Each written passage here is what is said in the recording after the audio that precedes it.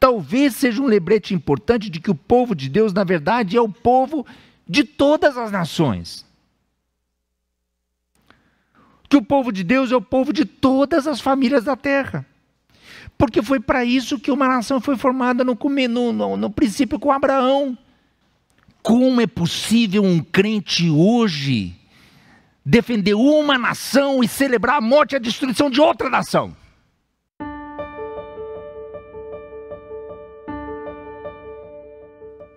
Hoje nós seguimos a série de mensagens no livro do profeta Jeremias.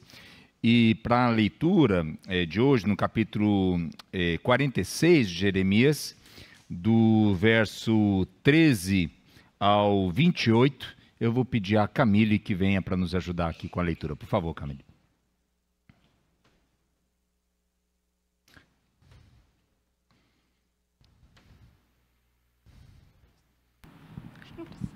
Por favor. Obrigado. Bom dia, igreja. Jeremias 46, versículo 13 em diante. Então o Senhor deu ao profeta Jeremias esta mensagem acerca dos planos de Nabucodonosor, rei da Babilônia, para atacar o Egito. Anunciem essa mensagem no Egito. Proclamem-na em Migdol, Mênfis e Táfnis. Preparem-se para a batalha, pois a espada devorará todos ao seu redor. Por que seus guerreiros caíram? Não conseguem ficar em pé, pois o Senhor os derrubou. Tropeçam e caem uns sobre os outros e dizem entre si: venham, vamos voltar ao nosso povo, à nossa terra natal. Vamos fugir da espada do inimigo. Ali eles dirão: o faraó, o rei do Egito, só faz barulho, perdeu sua oportunidade. Certo como eu vivo, diz o rei, cujo nome é Senhor dos Exércitos, vem contra o Egito alguém, alto como o Monte Tabor, como o Monte Carmelo junto ao mar. Arrume a bagagem, prepare-se para ir ao exílio, povo do Egito. A cidade de Mênfis será destruída e não restará um só habitante. O Egito é formoso como uma bela novilha, mas uma grande mosca do norte está a caminho. Os mercenários do Egito são fortes como bezerros gordos, mas eles também darão meia volta e fugirão, pois este é um dia de grande calamidade para o Egito. O tempo de seu castigo. O Egito foge como uma serpente que desliza para longe. Os exércitos invasores avançam e vêm contra ele com machados, como se fossem lenhadores. Cortarão seu povo como árvores, diz o Senhor, pois são mais numerosos que gafanhotos. O Egito será humilhado, será entregue ao povo do norte. Assim diz o Senhor dos Exércitos, o Deus de Israel: castigarei Amon, o Deus de Tebas, e todos os outros deuses do Egito. Castigarei seus governantes, o faraó e todos que nele confiam. Eu os entregarei àqueles que desejam matá-los, a Nabucodonosor, rei da Babilônia, e a seu exército. Depois disso, porém, a terra voltará a ser habitada como no passado. Eu, o Senhor, falei. Mas não tenha medo, meu servo Jacó. Não desanime, ó Israel, pois eu o trarei de volta de terras distantes, e seus descendentes retornarão do exílio. Israel voltará a ter uma vida de paz e sossego, e ninguém o assustará. Não tenha medo, meu servo Jacó, pois estou com você, diz o Senhor. Destruirei completamente todas as nações entre as quais o espalhei, mas você não será completamente destruído. Eu o disciplinarei, mas com justiça. Não posso permitir que fique impune. Amém. Amém. Obrigado. Vamos orar mais uma vez. Querido Deus, obrigado pela Tua palavra. Nós reconhecemos que a Tua palavra é esse tesouro precioso que o Teu povo recebeu no passado e também preservado ao longo da história para que nós pudéssemos lê-la e meditar nela hoje. Oramos que o mesmo Espírito que a inspirou e a revelou no passado esteja presente com a gente também aqui hoje, abrindo os nossos corações, as nossas mentes, as nossas vidas. E que o Teu Espírito nos ajude na resposta que devamos dar àquilo que o Senhor nos falar a partir da Tua palavra. Assim te pedimos em Cristo Jesus. Amém. Parece incrível que nós já chegamos até aqui no livro de Jeremias, né? Mensagem de número 38. Vocês conseguem imaginar quantas ainda teremos até terminar essa série no livro? Algum palpite? Alguma ideia? Quantas faltam? Então, eu não sei se isso é uma boa notícia ou uma má notícia, mas enfim, faltam apenas 3. Essa e mais 2, e com isso nós vamos terminar essa longa peregrinação aí ao longo do livro do profeta Jeremias. Assim que vocês apertem os cintos aí, vamos quase chegando nos momentos finais do livro. E recapitulando, a última mensagem no livro de Jeremias foi aquela palavra de Deus a Baruque, meditando sobre o fato de que Deus usa pessoas comuns para seus grandes propósitos, mas também naquela mensagem ouvindo o alerta de que nós não devemos buscar grandes coisas para nós mesmos. Ainda mais se essa ambição estiver desconectada do chamado e o propósito de Deus para nós. Nós refletimos também sobre isso, de que em lugar de uma ambição pessoal, egoísta, que também nem teria sentido numa época de juízo sobre toda uma nação, que o melhor era ter o coração voltado para o bem de todos. O coração voltado para o bem comum, para uma esperança futura, apesar do juízo no tempo presente. Esses olhares para o juízo e para a esperança, eles fazem a ponte perfeita para entrar nessa parte final. E, de certa maneira, uma parte difícil do livro de Jeremias, que são as palavras de juízo sobre as nações, dirigidas para outras nações. O que será que o Senhor estaria querendo comunicar aqui ao seu povo? Muitos que apenas leriam ou ouviriam essas mensagens, essas palavras, já estando no exílio, debaixo do jugo da Babilônia. Será que eles pensariam, poxa, o Senhor nos castigou, mas o Senhor também pensa em castigar ou trazer o seu juízo a essas outras nações? Ou talvez eles fariam a pergunta, como que eu entendo esse atuar, esse agir do Senhor na história? Ou como essas profecias para nações me ajudam a fazer sentido da minha própria história, ou da história do meu próprio povo, da história da minha própria nação? E nós vamos tentar explorar algumas dessas perguntas, passeando por essas profecias para as nações nessa parte final do livro. Primeiro, é bom a gente lembrar que um tema que aparece importante aqui é que o juízo de Deus é para todos. Ninguém escapa ao juízo de Deus. Lembremos que o Senhor disse para o jovem Jeremias quando o chamou, ainda bem jovenzinho. No capítulo 1, no verso 9 e 10, diz assim: o Senhor estendeu a mão, tocou a minha boca e disse: veja, coloquei minhas palavras em sua boca. Hoje lhe dou autoridade para enfrentar nações e reinos, para arrancar e derrubar, para destruir e arrasar, para edificar e plantar.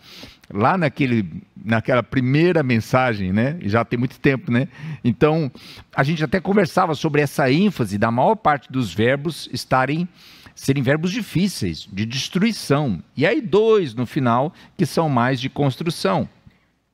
Desde o começo, o chamado de Deus para Jeremias era para enfrentar nações e reinos. E até onde sabemos, é difícil, a gente não sabe muito, precisamos reconhecer, mas até onde sabemos, não é que Jeremias foi até essas outras nações para entregar essas palavras para eles, a não ser o Egito, já no final da sua vida e contra a sua vontade, que foi aquela, antes da mensagem de Baruque, foi essa que nós exploramos, aqui quem da comunidade acompanha essa série, em que Jeremias, Baruque, o povo remanescente, eles fogem para o Egito como essa solução depois da queda de Jerusalém, depois da queda de Judá para a Babilônia.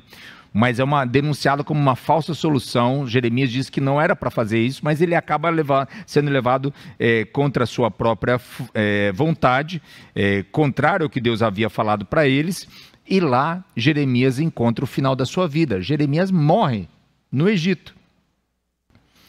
Uma vida e ministério cheio de desafios, porque o seu próprio povo não queria ouvir a palavra de Deus. Até o final, né? Até o final do ministério de Jeremias. E ele falou, não vão para o Egito. O pessoal quer ir para o Egito. E vão para o Egito. E leva ele ainda. Um ministério em que as pessoas não queriam ouvir a palavra de Deus, que estava sendo transmitida por ele mesmo como instrumento para trazer essa palavra. E porque sua ação profética, não apenas acerca de Judá, mas uma ação profética que também se dirigia a outras nações e reinos, envolvia essas ações bem difíceis: arrancar e derrubar, destruir e arrasar. É interessante que na mensagem passada, quando nós vimos Deus falando com Baruque, que era o escriba lá fiel do Jeremias, o Senhor disse para Baruque o seguinte: destruirei o que edifiquei e arrancarei o que plantei em toda esta terra. Trarei desgraça sobre toda a humanidade. Ou seja, quando a gente fala do juízo de Deus, a gente está falando de algo abrangente. A gente está falando do juízo de Deus sobre todas as pessoas, sobre todos os povos, sobre todas as nações. Sobre nós. E quando nós estamos falando disso, nós estamos reconhecendo alguns aspectos importantes sobre o caráter de Deus. É um Deus soberano, que governa sobre tudo e sobre todos, e que traz o seu juízo, a sua justiça a todas as pessoas, a todas as nações. Ninguém está livre do juízo de Deus. Interessante, eu fiquei pensando como que essa frase, ninguém está livre do juízo de Deus, nós podemos ouvir essa afirmação com medo ou com esperança. Eu diria que, na verdade, bem possivelmente deve ser uma mescla de ambos. Eu apenas mudaria o medo para temor. No sentido de que seria uma perspectiva bíblica mais saudável, né? Então, ouvir essa afirmação de que ninguém está livre do juízo de Deus deveria produzir em nós temor e esperança. Temor porque nós reconhecemos um Deus soberano que exerce sua justiça sobre todos. Assim, todos, em todos os lugares, são chamados à responsabilidade diante de Deus e de sua justiça. Mas esperança também. Esperança porque o que nos diz a palavra de Deus é que o mal, a injustiça, não terão a palavra final. O mal e a injustiça não terão a palavra final, mas sim a paz e a justiça de Deus para todas as pessoas, de todas as nações e povos, em todos os lugares. E vejamos algumas características e como que isso aparece nessas mensagens de juízo às nações. Primeiro que aparece nessa série, a Camille nos leu um trecho, porque algumas delas são profecias bem longas. Ela leu um trecho da primeira que aparece, que é o Egito. É interessante que nessa coleção de profecias às nações, a primeira delas é dirigida ao Egito e a última delas é a Babilônia. Capítulos 50 e 51 de Jeremias. O Egito como aquele lugar do primeiro exílio, a escravidão, o grande período da escravidão no Egito, o lugar de onde o povo foi liberto. E quando, inclusive, se formou a nação após essa libertação. Uma palavra importante também, porque nesse momento da história agora, o povo outra vez se voltava para o Egito, literalmente quis voltar ao Egito como essa falsa solução para os problemas que eles estavam enfrentando. os problemas que estavam enfrentando nesse momento com outro grande império, que era a Babilônia. E aí é interessante que a última das profecias que aparece no livro de Jeremias é justamente para a Babilônia. A Babilônia fechando essa série de profecias, numa profecia bem longa, e que tem tanta profundidade, tantos simbolismos, que nós vamos ter que dedicar uma mensagem inteira, que vai ser a próxima, só para falar sobre a profecia contra a Babilônia. Então, se vocês têm curiosidade, segura a curiosidade aí, porque a profecia para a Babilônia será a próxima mensagem. E hoje, quando vemos as profecias ao Egito, a Filístia, a Moabe, e depois 5 profecias menores a 5 outras nações, Amon, Edom, Damasco, né, como Síria, Quedar, a Arábia, e Elão, né, a Pérsia. Vejamos primeiro o Egito. São 2 mensagens que aparecem nesse capítulo 46. Uma do ano 605 a.C., que foi o ano da derrota dos egípcios para Nabucodonosor. Lembrem, Nabucodonosor era o rei poderoso do império da Babilônia, que aliás consolida o seu poder, o seu poderio como rei, justamente nessa batalha de Carquemes, em que derrota os egípcios. E agora a Babilônia se transforma o novo império dominando toda a região, o mundo conhecido da época ali para os israelitas. A segunda profecia aponta para outro momento, para depois da queda de Jerusalém. Nessa cidade, nessa profecia, nessa segunda, as cidades citadas no verso 14 do capítulo 46, vejam que curioso, são as mesmas cidades para onde o povo, o remanescente, após a destruição de Jerusalém e a invasão da Babilônia, as mesmas cidades para onde eles buscam fugir para obter refúgio. E elas são citadas nessa profecia de castigo, juízo de Deus, de destruição para esses lugares. Tanto na primeira como na segunda mensagem, um tema apontado pelas profecias é o do orgulho do Egito. Eles contam vantagem do seu exército, e com a ironia de que o seu rei, é apontado aqui, que o seu rei só faz barulho, no verso 17. Eles se vangloriam da sua força e do seu poder, mas na verdade sua força e seu poder não são nada comparadas com as do Senhor dos Exércitos, que é como Deus Yahvé nos é apresentado, o Senhor dos Exércitos. Além do tema do orgulho, que se repetirá nas profecias, né? O orgulho, a arrogância das nações, há outro que voltará a aparecer e que é indicado primeiramente nessas palavras ao Egito. E é o seguinte: chegará a sua hora, o seu castigo ainda virá, pois este é um dia de grande calamidade para o Egito, o tempo do seu castigo, o tempo do seu castigo. E também aparece aqui, nesse outro verso, o Egito será humilhado. Então se repete aqui nessas profecias das nações, essa ideia de que o dia chegará. O dia chegará. Pode demorar. A olhos humanos, na nossa perspectiva humana do tempo, às vezes nos frustramos porque, puxa, mas isso demora tanto. Como sofremos tanto tempo debaixo dessa situação difícil. Mas uma verdade profunda das Escrituras aqui é: o dia chegará. Não importa quão poderoso pareça um império. Não importa quão poderoso pareça um reino e as autoridades desse reino, o dia deles chegará.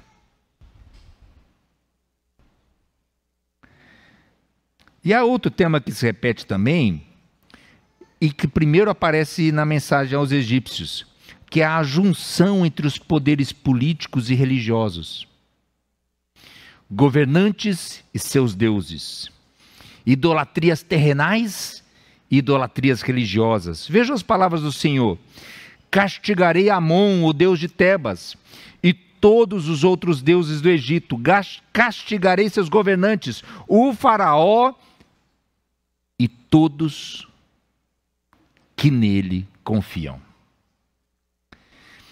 O Senhor é claro em dizer nessas profecias que ele vai castigar esses deuses das nações. Essa busca por outros ídolos, deuses, que não são o Deus eterno, o Criador de todas as coisas, com o seu caráter, a sua justiça, a sua paz, o seu shalom para todos os povos. É um problema. E é um problema também quando essas ambições religiosas se misturam com outras ambições de poder terrenal, de poder político. E aí temos tudo misturado, ambições terrenais, políticas, religiosas, e quando elas se misturam é justamente quando temos os riscos maiores. Porque as pessoas não se dão conta das suas idolatrias e de onde elas estão colocando a sua esperança. No final das contas, o Senhor condena a ambas idolatrias, e as suas alianças, porque elas são expressão de poder, ou melhor dizendo, elas são uma tentativa, uma imitação, uma caricatura de poder, porque o poder, na verdade, pertence apenas ao Senhor, o Deus eterno de toda a criação. Mas elas sim ambicionam poder, ambicionam aparentar fortaleza, ambicionam a aparentar permanência, que vão durar para sempre, e não vão.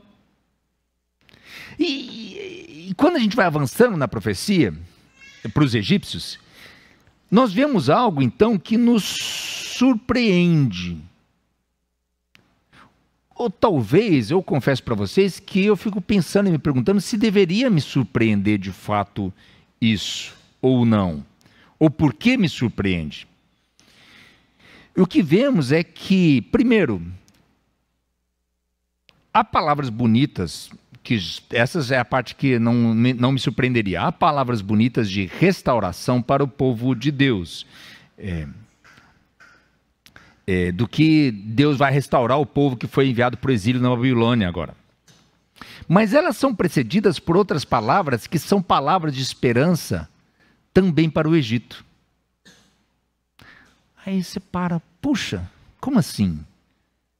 Por que Deus está falando que vai restaurar também o Egito? O surpreendente, o inesperado na profecia é a promessa da futura restauração também para o Egito. E assim nós vamos ver nas profecias as outras nações algo semelhante, palavras a esses outros povos no mesmo tom, com a mesma esperança das palavras dirigidas ao povo de Deus. Como diz aqui, depois disso, porém, a terra voltará a ser habitada. Eu pulei um parágrafo lá, o pessoal perdeu o slide. É o próximo. Depois disso, porém, a terra voltará a ser habitada, como no passado. E o Senhor, ele está falando do Egito. O Egito que vai receber essa palavra de juízo, de destruição, ele vai voltar a ser habitado. E vai usar o profeta uma linguagem de restauração parecida à linguagem de restauração que ele usava para o povo de Judá levado para o exílio na Babilônia. Talvez seja um lembrete importante de que o povo de Deus, na verdade, é o povo de todas as nações. Que o povo de Deus é o povo de todas as famílias da terra. Porque foi para isso que uma nação foi formada no princípio com Abraão. Não foi só para salvar essa nação, ou porque ela tivesse méritos, porque é bem evidente, claro, quando nós lemos a Bíblia, que não tinha mérito algum. Pescoço duro, dura cerviz, desobedientes, arrogantes, não ouviu a palavra. O livro de Jeremias todo mostra como que não ouve a palavra. Mas uma nação, um povo tinha sido formado apenas para que fosse instrumento na soberania misteriosa de Deus, para que fosse instrumento para que todos os povos da terra, todas as famílias, todas as nações da terra experimentassem essa vida, essa salvação. E aí Jeremias nos recorda isso, quando ele inclui promessas de restauração futura também para o Egito. E aí passamos para essas palavras a outras nações. Primeiro as palavras duras para a Filístia e para Moabe. Quando fala da Filístia, fala assim, que nação que é essa? Que povo é essa? E para refrescar nossa memória, quem cresceu em igreja, ouvindo as histórias bíblicas e tudo mais, vão se lembrar de um certo gigante, de um certo povo que foi enfrentado pelo jovenzinho Davi com a sua funda, que era o gigante Golias, o filisteu gigante Golias. É essa a nação aqui, esse é o povo, a Filístia. E a outra é Moabe, né? Moabe poderia ser lembrada de diversas maneiras, porque Israel e Moabe têm uma relação de conflitos muito longa, mas a gente pode lembrar de Moabe de uma maneira positiva, né? Quem vai se lembrar daquela história da mulher chamada Ruth, a Moabita, em que ao voltar com sua sogra é abençoada e é ancestral, e está na linha ali de Davi, o rei Davi é descendente dessa Moabita Ruth. Quais são as palavras para os filisteus e para os moabitas? Primeiro, as palavras para os filisteus são bem duras, sem mencionar alguma maldade em particular pela qual eles estão sendo condenados. Aqui em Jeremias, não há palavras de esperança para os filisteus. Mas é bom lembrar que quando nós lemos toda a Bíblia, por exemplo, o profeta Zacarias sim anuncia palavras de esperança para os filisteus. E o Salmo 87 também menciona os filisteus numa dimensão de restauração, de ser parte do povo de Deus. Puxa, até os filisteus, interessante. Vêm as palavras sobre Moabe, que são bem fortes, comoventes. Eles são acusados pelo seu orgulho, por sua arrogância, pela confiança no seu Deus, porque confiaram em sua riqueza e habilidade, serão capturados. Seu Deus Camo será levado para terras distantes, junto com seus sacerdotes e oficiais. E vemos como esses ciclos de engano, confiança em seu poder, confiança nos seus recursos, confiança em suas capacidades, confiança em seus deuses, confiança em suas autoridades. Mas, de novo, há algo de surpreendente nas profecias a Moabe. E o surpreendente na profecia a Moabe é que o tom de todo o capítulo 48 é de um profundo lamento por Moabe, pelos moabitas. Até esse momento em que há a pergunta, vocês, amigos de Moabe, lamentem por ela e chorem, ou em outra aparece como uma pergunta, né? Quem são os amigos de Moabe que vão lamentar por ela e chorar por Moabe? E eu até acho interessante essa tradução que mostra isso, lança como uma pergunta, que faz pensar o povo no exílio, né? Porque o povo no exílio, talvez já debaixo do jugo da Babilônia, pensando, por que eu vou me preocupar por Moabe? Eu já tenho problemas suficientes para me preocupar sobre nós mesmos e o nosso destino. E quando vem a pergunta, quem são esses amigos de Moabe que vão lamentar por ela e chorar? A gente tem uma nova surpresa ao descobrir no texto quem aparece lamentando por Moabe. E quem aparece lamentando-se por Moabe é o próprio Deus Yahvé, o Deus de Israel, lamentando pelo destino de Moabe, dizendo assim: agora chorarei por Moabe, sim, gritarei de tristeza por Moabe, lamentarei pelos homens de Kir-Hareset, habitantes de Sibma cheia de videiras, chorarei por vocês, mais do que chorei por Jazer. Gente, que tremendo isso. E a gente parar para pensar as implicações do que o Senhor está nos falando através de Jeremias. O Senhor não apenas diz que lamentemos pelo que acontecerá a Moabe, mas Ele afirma que Ele mesmo chorará pelo castigo que eles receberão. O Senhor mesmo derramará lágrimas por eles.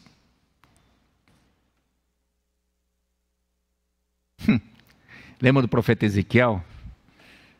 Quando ele fala assim que Deus não tem prazer na morte do ímpio. Deus não tem prazer na morte do ímpio. E aqui que vemos Jeremias. Parece que Jeremias leva o que Ezequiel afirmou para um outro patamar até. Ele vai dizer assim, não tem prazer mesmo não. Na verdade, o Senhor chora. O Senhor chora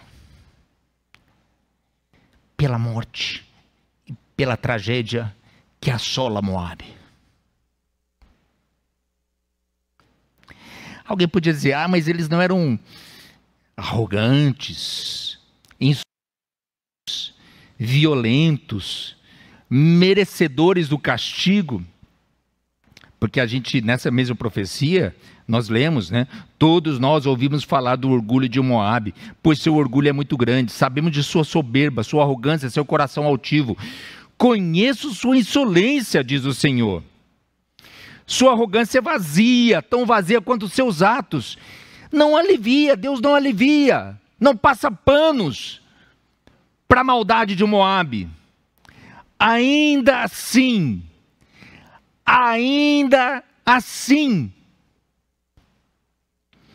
que bela e profunda verdade bíblica que afirma que o Senhor chora pelos ímpios.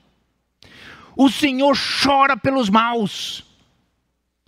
O Senhor lamenta e derrama lágrimas, porque em realidade sua bênção, seu amor, sua vida são para todos os povos. E o Senhor lamenta quando cada pessoa de cada nação se perde nos seus caminhos autocentrados de orgulho e soberba. O Senhor lamenta, o Senhor chora por isso. Queridos, queridas, há muito para pensar aqui sobre esse caráter de Deus ao lidar com a maldade humana. Com o pecado que Ele encontra em todas as pessoas, porque somos todos pecadores. Com o pecado que Ele encontra em todas as nações, não só em uma e em outra. O Senhor chora, porque na verdade Ele deseja a vida para todos, em todos os lugares. E aí nós vemos o que Ele falou para essas outras nações. E as 5 profecias menores, as 5 grupos. Amon, Edom, Damasco, Síria, Quedar, Hazor e Elão, Arábia. E eu falei mais nomes, é porque Damasco e Síria como uma, né? Quedar, Hazor como outra, Elão ou Arábia como outra. Não, Elão, Pérsia. Eu acho que eu até... Quedar, Hazor, que é a Arábia. Eu já até estou trocando as bolas aqui das nações. Amon, com sua arrogância e confiança num Deus cruel. Moloque. Quem está familiarizado com a literatura do Antigo Testamento vai ser familiar o nome Moloque, porque era um Deus a quem sacrificavam crianças. Crianças inocentes sendo sacrificadas a esse Deus Moloque. Ainda assim,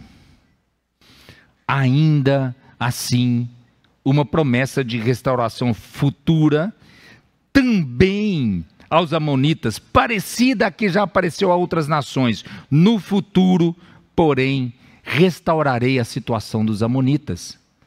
Até com os amonitas, o Senhor vai restaurar. Já para Edom, não aparece promessa futura de restauração, apenas palavras duras de juízo. E a gente fica pensando, puxa, está falando até para os amonitas que cultuavam Moloque, aparece palavra de esperança, por que para Edom não aparece palavra de esperança? Talvez porque eles se aproveitaram do momento de mais fraqueza de Judá para tentar ganhar mais proveito em cima deles. E a mensagem, então, para Edom serve para a gente como um alerta bem importante de que a maldade com os mais vulneráveis da terra sempre será severamente punida. Eu vou repetir isso porque é importante. O fato de que com Edom não há palavra de esperança, possivelmente nos indica que justamente porque eles abusaram dos vulneráveis, o que eles ouvem agora é só palavra de juízo. Para nos deixar bem claro que a maldade exercida contra quem está numa posição de vulnerabilidade sempre será severamente punida pelo Senhor.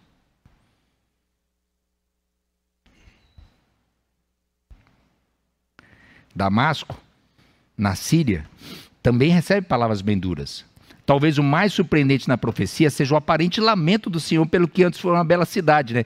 Como está abandonada, diz o Senhor, a cidade famosa, a cidade da alegria. Falando de Damasco, é um certo tom de lamento pelo seu destino, como o lamento antes pelos moabitas. Lamento que talvez fosse esperado pelo povo de Judá, que Deus falasse sobre a sua capital, sobre a sua cidade, Jerusalém, né? Que o Senhor lamente a destruição de Jerusalém. E sim, o Senhor lamenta por Jerusalém. E o Senhor também lamenta por Damasco. Um sinal importante sobre o alcance universal da misericórdia e da salvação oferecidas pelo Senhor a todos os povos.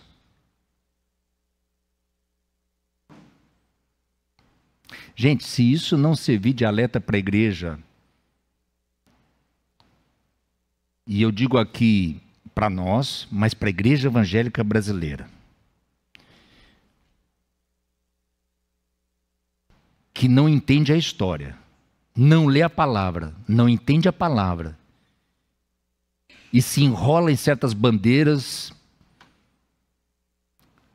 de algumas nações, achando que Deus vai abençoar só essa nação, não leram a palavra e precisam se arrepender do seu pecado.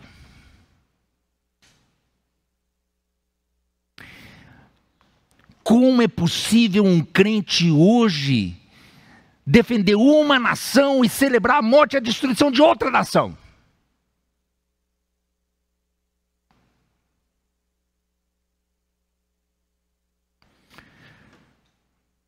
Aqui o Senhor demonstra o seu alcance universal da misericórdia e salvação oferecidas pelo Senhor a todos os povos. E a igreja precisa ser um instrumento, um sinal desse reino. Depois aparece Quedar ou Arábia, né? Aí sim, né? Era a Arábia, não o Elam, né? Era o nome dos grupos nômades vivendo na Península Arábica. E Quedar também era o nome de um dos filhos de Ismael. O Nebaiote, que é o outro, eles aparecem também em Isaías, capítulo 60. Que interessante, no capítulo 60 de Isaías, os filhos de Ismael são atraídos ao Senhor pela luz da sua glória. Depois, quando o Marcos Amado vier aqui, no mês de junho, a igreja pode perguntar de novo para ele, que ele é o nosso especialista no povo árabe, no mundo árabe, né? Mas para mim é fascinante aqui que os descendentes, aqueles que formam o povo árabe, já desde o livro de Isaías são atraídos ao Senhor pela luz da sua glória. E depois, no dia do Pentecostes, e a gente, né, lemos juntos, as leituras estão nos preparando para o Pentecostes, e aqui a gente vai fazer menção a isso também. No dia do Pentecostes, da vinda do Espírito Santo, sobre aqueles reunidos, quando cada um ouviu em sua própria língua as maravilhas que realizava o Senhor, havia gente também de Quedar e da Arábia, ouvindo o evangelho na sua própria língua. Gente, se isso não é sinal de como que Deus vai abençoando e alcançando todos os povos, o que será? E o último que aparece aqui na lista é Elão, né?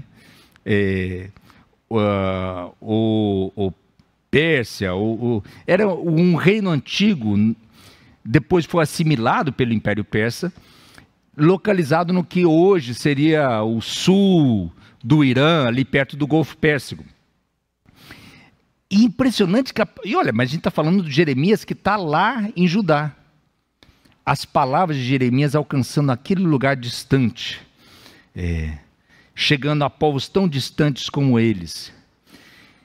E diz que o Senhor faria com eles o que fez com o arrogante Israel, um castigo parecido com o que Deus trouxe sobre Israel. Mas, ainda assim, palavras de restauração no final. Eu fiquei até tentado aqui, o título do sermão hoje fosse ainda assim, né? Mas depois eu falei assim, ainda assim, ia ficar aquela coisa meio assim estranha, mas é impressionante como isso se repete. Sim, o juízo, eles são responsáveis, têm que render contas. Ainda assim, a promessa de futura restauração para esses povos. Contudo, restaurarei a sorte de Elão em dias vindouros.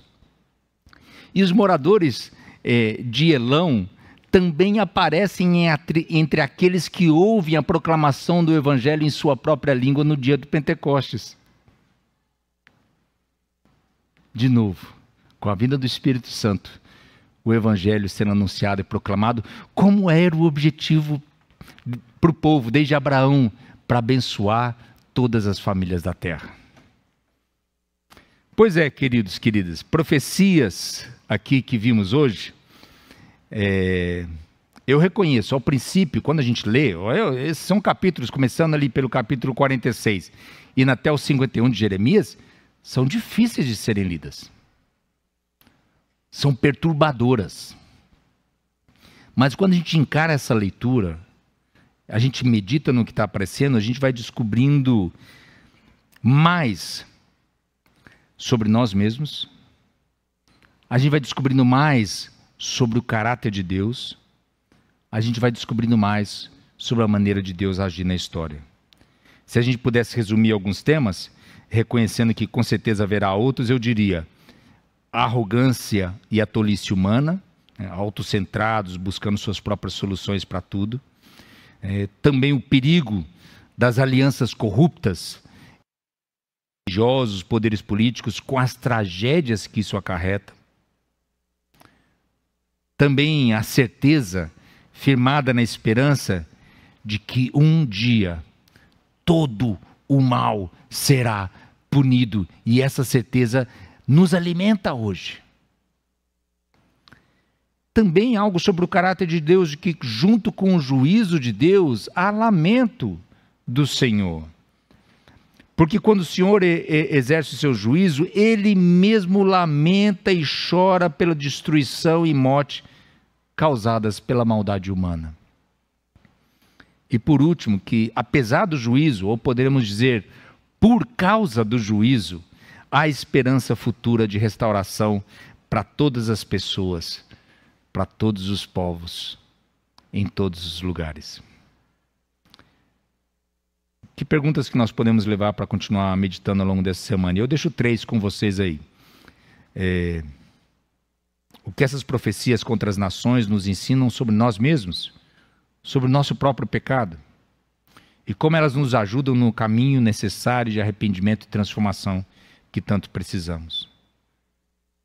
Uma outra é quando o Senhor lamenta pelo destino dos maus e chora por eles, como isso transforma nossa própria atitude diante daqueles que nos parecem ser maus.